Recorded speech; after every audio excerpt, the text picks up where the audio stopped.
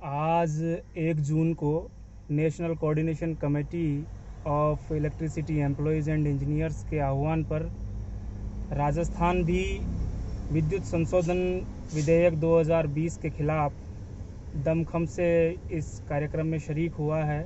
आज का जो 1 जून का देशव्यापी जो विरोध दिवस तय किया गया है, इसमें राजस्थान पूरे दमखम से शामिल है।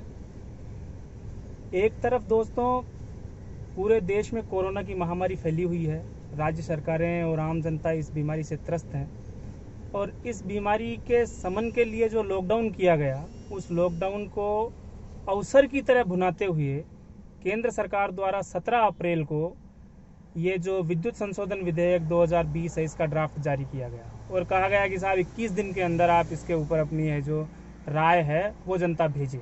अब जनता पैदल सड़कों पे चल कर के अपने घर पहुँचे या अपने रोजी रोटी की व्यवस्था करे या राज्य सरकारें कोरोना से जूझें या इस जो विद्युत संशोधन अधिनियम है इसके ऊपर अपनी राय भेजें। तो पहली चीज़ तो यह है कि जो ये विधेयक केंद्र सरकार लेकर के आई है, इसके समय के ऊपर ही हमें बहुत बड़ी आपत्ति है कि ये एक संवेदनहीनता की पराकाष्ठा है केंद्र सरकार की कि उसने ऐसा समय चुना है इस विधेयक को लाने के लिए जब पूरा देश इस महामारी से जूझ रहा है। दूसरा, इस विधेयक को लेकर के हमारी जो परेशानी है वो ये है कि ये विधेयक पूरी तरह से बिजली वितरण कंपनियों के अंदर निजीकरण को लागू करने वाला है। इसमें ये लोग फ्रेंचाइजी मॉडल को इंट्रोड्यूस करा रहे हैं और बड़ी बात यह है कि अब जो फ्रेंचाइजी जो ठेकेदार लेगा वो उसको पेटी कॉन्ट्रैक्ट पे देने के लिए उसको कहीं से कोई लाइसेंस लेने की ज़रूरत नहीं है। तो एक तरीके से खुली छूट होगी जो सरकारी बिजली क्षेत्र है इसको बेचने के लिए। एक केंद्र सरकार लेकर के आई है इसके अंदर इलेक्ट्रिसिटी कॉन्ट्रैक्ट एनफोर्समेंट अथॉरिटी।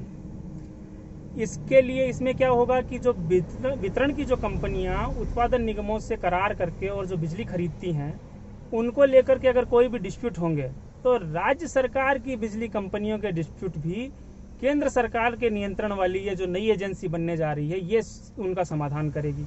और इस नया जो ये अथॉरिटी बनेगी इसके लिए जो भर्ती होगी, जो ऑफिशियल्स ऑफिसर्स की जो भर्ती होगी वो भी है जो सारी केंद्र सरकार ही करेगी। तो ये जो बिजली जो विषय है ये संविधान की समवर्ती सूची का विषय है, इसके अंदर राज्यों को भी उतने ही अधिकार प्राप्त हैं। तो केंद्र सरकार की कहीं ना कहीं ये जो मंशा है कि बिजली जैसे महत्वपूर्ण उद्योग को पूरी तरह से हथिया लेने का ये इरादा है, तो पूरी तरह से ये जो विधेयक विद्युत संशोधन विधेयक लेकर के आ रहे हैं ये संविधान की मूल भावना के भी पूरी तरह से खिलाफ है।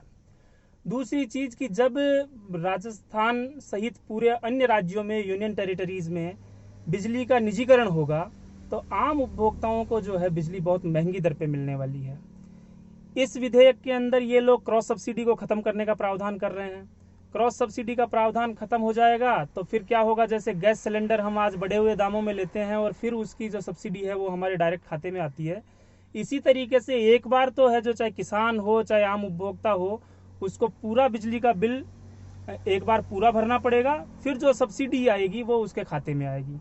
अब जो बिल आता है बिजली का वो पहले से ही सब्सिडाइज बिल आता है। अब ये जो नीति निर्धारक हैं देश के, इनको सोचना चाहिए कि भारत की बहुत बड़ी आबादी गरीबी नियंत्रण रेखा से नीचे रहती है। बहुत सारे किसान ऐसे हैं जिनके पास में खुद की ज़मीन नहीं है, वो बट बाटे पे दूसरे की ज़मीन लेकर के उस पर खेती करते हैं। तो जो सब्सिडी आएगी वो तो उसके खाते में आएगी जिसकी ज़मीन है, जिसके नाम से कनेक्शन है, और बिल भरना पड़ता है उसको जो उस बिजली को काम में ले रहा है। तो इस तरीके से अनेक इसके अंदर परेशानियाँ जनता को होने वाली हैं। इसलिए हम तमाम जो बिजली के कर्मचारी हैं, आज इन्होंने तय किया कि पूरे देश के अंदर 15 लाख बिजली कर्मचारियों ने इस काले कानून के खिलाफ अपने विरोध की आवाज़ बुलंद की है। और आप तमाम साथी, मैं बड़ा खुश हूं कि राजस्थान के साथियों ने इसमें बढ़ चढ़ करके हिस्सा लिया है। आज के इस विरोध प्रदर्शन में आप लोग जो शामिल हुए हैं, तमाम संगठनों का, तमाम कर्मचारियों को मैं बहुत बहुत क्रांतिकारी सलाम पेश करता हूं और इस उम्मीद के साथ में कि आगे भविष्य में भी जब national coordination committee of electricity employees and engineers का आह्वान होगा तो हम इस काले कानून के खिलाफ बड़े मुकम्मल और प्रभावी आंदोलनों के लिए तैयार रहेंगे। एक बार पुनः आप सबका बहुत बहुत शुक्रिया। Thank you very much. इनकलाब जिंदाबाद साथियों।